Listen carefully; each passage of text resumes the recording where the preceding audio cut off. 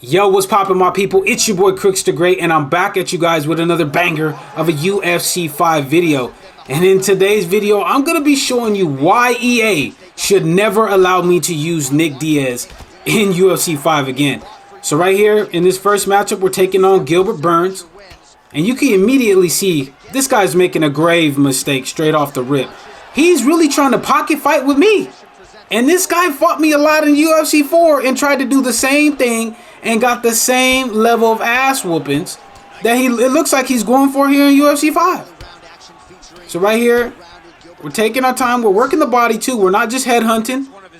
And this is kind of what you have to do against guys that are just walking forward at you. You gotta try to mix them up going to the body with some boxing combinations.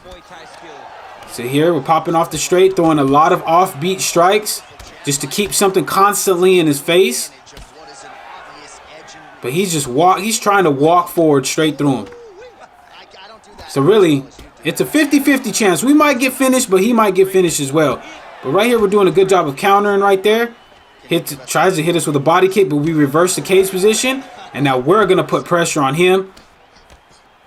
Popping that jab off. Staying patient. Not just recklessly throwing combinations. That tends to be where a lot of you guys get in trouble when you guys are in the pocket, is when you're throwing recklessly thinking, hey, you know what? I hope one of these combinations lands. That's not what we're doing. We're picking our spots, we're firing, and we're getting off some nice damage as he barely misses on the head kick right there. Nice slip hook right there by him. Circling off nicely right there.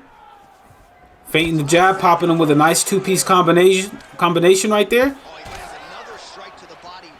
And look at our head health. It is a little bit concerning, but hey, you know what? If we let off the gas at all in this matchup, this guy is just going to jump all over us. I already know it. So I have to keep the pedal to the metal, even if we are taking some damage. So right there, we hit him with a nice slip uppercut. Go down to the body. Staying patient with it. Catch him right there with a clean lead hook. He goes with the jab overhand after block breaking me with the two double jabs. And there's another jab overhand. Like, the overhands are my biggest nemesis in this damn game, man. I'm telling you. I've gotten hit with more overhands in the last week than I did in all of UFC 4 for 3 years. See right there, hit him with a clean pull counter into the double body punches, hurt him. And he still is trying to engage with me, man. I gotta give the man his props. He's sticking to the game plan, even if he's getting hurt. He does not care. He's popping off them jabs. There's another slip hook. We go down to the body with a nice body hook. But there he hits us with a nice clean roundhouse kick to the head as the first round ends. But we did a good job of not allowing him to back us up to the fence. And like I said in my block breaking video, this is what guys like this are trying to do. They're trying to get you up against the fence so they can just unleash on combinations. So we're doing a good job of moving off laterally, even with the, not the best footwork in Nick Diaz, but hey, we're doing a good job of it so far. We catch the leg immediately at the beginning of the second round, pushing back up to the fence. Popping off that nice crisp jab of Nick Diaz. Good job by my opponent. Major lunging out of the corner though. And there's the jab overhand that pained us in the first round. Makes its return. But we hit him with a nice lead check hook. Able to get off the cage. He's double jabbing to break the block down. And now look, our head health is low, but hey, if we back up at all, like I said, he's going to swarm us as he's doing already. So right here, we're answering back with a nice crispy clean four-piece dropper right there. The clean three-piece combination. Now we're jumping into the stack guard right here, but he did a good job of hitting the denial soon enough so he's able to get back up to his feet. So here we have him hurt.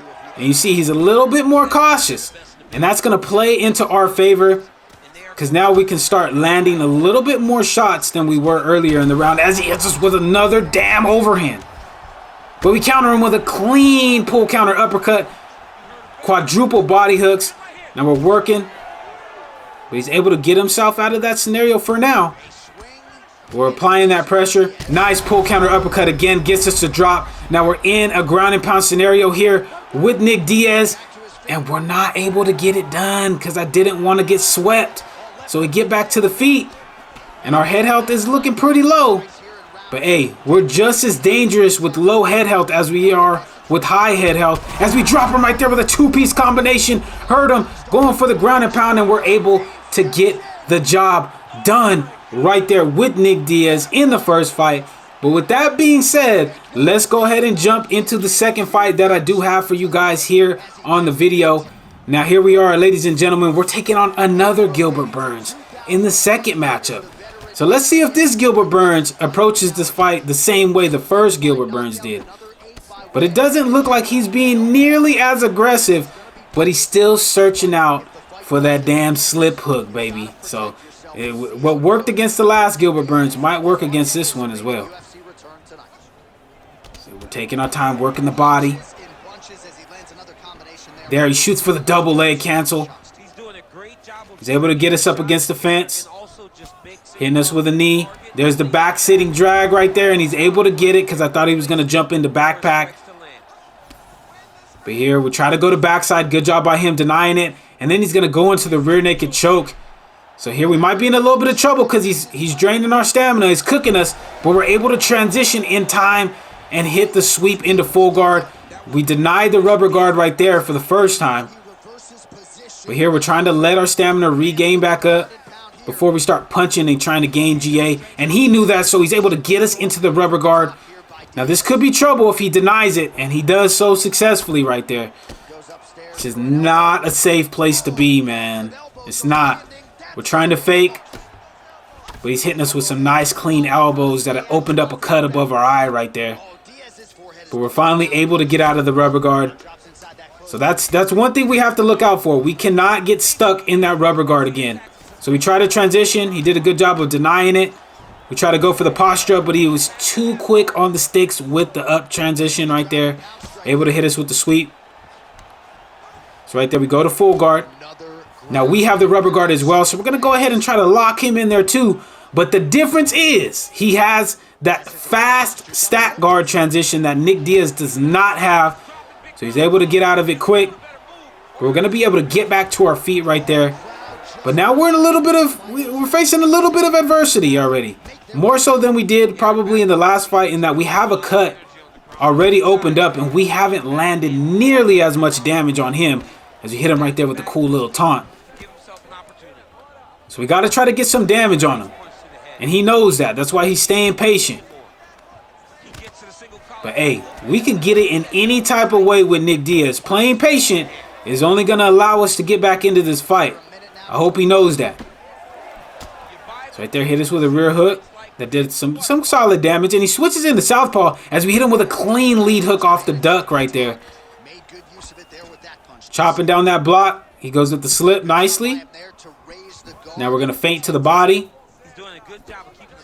Breaking down the block little by little. Landing a lot of these shots on the block as we catch him right there with a clean jab into a lead body hook. There's the double leg bail. He tries to go for the sweep, but we deny that thing and jump into his guard to try to rain down some heavy ground and pound damage as the first round ends right there. That's a clean first round for him, though. For those of you guys that try to say in my last video, when I said that the guy was spamming, that's how you use a double leg bail. You notice how he didn't have to do it more than once to get me on the ground. He did it one time. He got me up against the fence. He was able to get me down.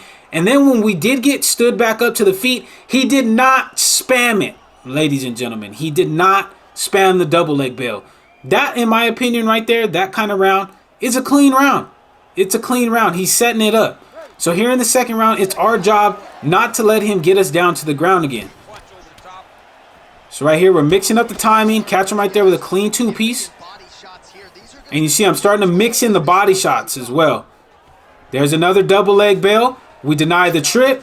We're going to be able to get out of it. We got to circle off the fence so that way he doesn't clinch us and push us back. So we're staying patient. Nice body straight by him, but we go with a two-piece to the body of our own. Circle off. And now you see he's trying to stay patient on the feet because he realizes, hey, you know what? I don't really want to be messing around with crooks inside the pocket. Because maybe this guy has fought me before. I'm not too sure. Or maybe he's watching my streams, but hey, you don't want to pocket fight too much with me, especially in UFC 5. Let me tell you that. So here we were able to deny that trip again. Still working that body at the end of our combinations. And it doesn't look like he's trying to go with uppercuts, but we caught him right there with a clean straight lead uppercut combo that got us that quick stun. Now notice he's pressing forward a little bit more because he notices that the pace that he's fighting at, he's getting caught, I think, more than what he wanted to. So he's going to try to change it up. So we're anticipating that, staying more patient. He tries to go with the sweep, or at least so I thought. But here we're stuck in the same damn rubber guard. I don't know what I didn't learn from the first round. But as opposed to the first round, we're faking a lot and we're able to get out of there without eating any elbows. So here he's going to get us in the rubber guard again because he did have full GA right there. But those fakes are allowing us to get out of there without eating too much damage. And that's the adjustment that I made from the first round. Is I'm faking a lot. Because if I'm faking, he has to try to deny it. Because if he doesn't deny it, I'm just going to gain that GA and be able to get out of there a lot more quickly than he would like. So here we're finally able to get our half guard, or get into half guard right here. We deny that transition back to full guard. We're going to take side control right here. And here is where we can do some damage. We can land an elbow. He tried to transition off to the side. We went for the Kimura, but he denied it. Tried to elbow him again. He went. We blocked it. Tried to go for sprawl. We landed three clean elbows to the face right there. And like I said, Nick Diaz, you could get it any way you want it, man. He's good on the ground as well as on the feet. And I don't want to be playing with Gilbert Burns too much on the ground because he has high-level jiu-jitsu. So we're going to stand up right here. And there it goes, another double leg bail. Now he's getting a little bit antsy with these double leg bails as he jumps onto our back, but we're able to get into his full guard. That right there is a telltale sign, and that lets me know that his stamina and his cardio is shot. His cardio is shot. When somebody jumps into backpack and you throw yourself back and you immediately roll into their full guard, that lets you know that their stamina is a lot lower than yours is. So right there, you see we're landing the heavy ground and pound damage on the ground. Hitting his face with the nice clean straight strikes. And even he's saying, well played. Because he didn't anticipate me being in the fight for this long. But he don't know me. He don't know. He don't know who he playing with. So here in this third round, look at the way Gilbert Burns is moving. That body looks a little tired, Gilbert. That body's looking a little bit tired, my friend, as we hit him with the clean jab hook combo, stun him. Nice pull counter elbow by him, though. Lets us know we're still in a little bit of danger. He's not going to go out without fighting. So right here, we're still taking our time. And look at him backing up. He's backing up, trying to circle off. Cracking him with a clean straight right there. Nice jab hook. And look at him. He's so literally, like, I wouldn't say scared, but so just cautious about coming forward. So we hit him with the taunt, like, what's good, homie? I thought you wanted to fight. What happened to all them double leg bails? They ain't working out for you, huh, my friend? So here we kind of baited and trapped him a little bit to try to get him to come closer. Because I know he wants to clinch me and try to get me down. But he noticed it as well, so he circled off. He's clinching us, trying to hit us with the elbow, but we're fighting back in the clinch. Pressing forward. Hit him with a nice body hook. Nice jab. Knocked him out of that animation. Ooh. He's firing back, though. Look at the straight. Cracking him with two-piece that rush straight into the block.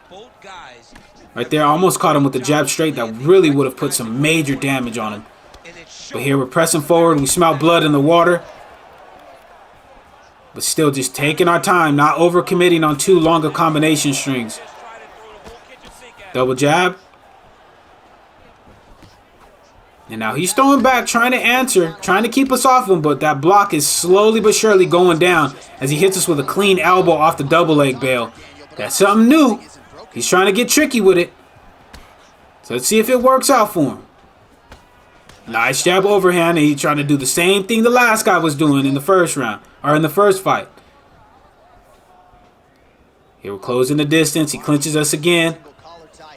We're trying to avoid getting hit by those elbows on the break. So here we're going to switch back into southpaw. Right back on the pressure, trying to get him to make a mistake. And we almost got him to make one. And there we countered the overhand nicely. Block broke him right there, dropping him down. Now we're going to try to get into the stack guard, which we do so successfully. Now here we're trying to get his ass up out of there, and we are able to do so just by staying patient with Nick Diaz. And I'm telling you, like I said, you could get it any way you want it with Nick Diaz. You want us to ground and pound you out? You want us to knock you out on the feet? Either way, we could do it either way. But that's it for the video, guys. If you guys did enjoy this video, make sure to slap that subscribe button if you're new, as well as slap that like button. If you are new to the channel, I do post UFC 5 content on this channel daily. But until the next video, guys, take it easy, be safe, enjoy the rest of your guys' day, afternoon, evening, depending on where you guys are watching this from. And I will see you guys in the next video.